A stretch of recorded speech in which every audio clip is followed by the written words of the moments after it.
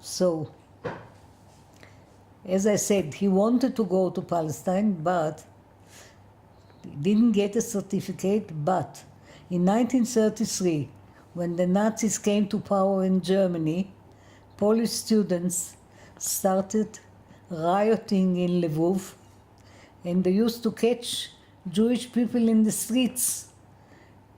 And one morning when he went to work, he was helping an old man to cross the street, and the students caught him, and they were going around in the streets with razors stuck in long sticks, because the government didn't let them to use warm kind of revolvers or arms. So they used to have sticks with razors, and they actually attacked him.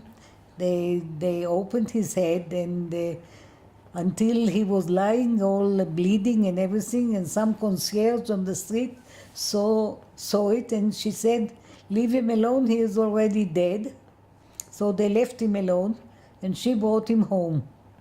He was then 1 month at home, and because of this incident, they let us go earlier than he was expected.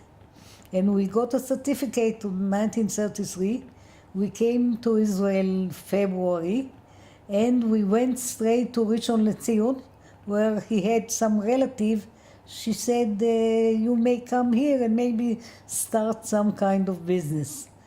As he was, as I told you, a fur merchant, there was no chance of doing business in Israel with furs at that time. So he opened what we call, it was called Galanteria. It's a shop of, haberdashery.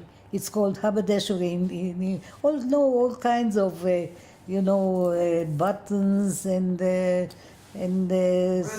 all kinds of, yes. And also, it was, he was also selling clothes. At that time, there was one sort of clothes most of the people were wearing.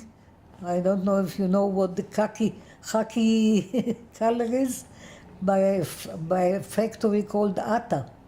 And most of people, that's what they were, either blue or white or khaki, and they were selling it also in the shop. And we started living in Rishon, and this is where I grew up. First I went to the elementary school in Rishon. Rishon is a very old village, one of the first.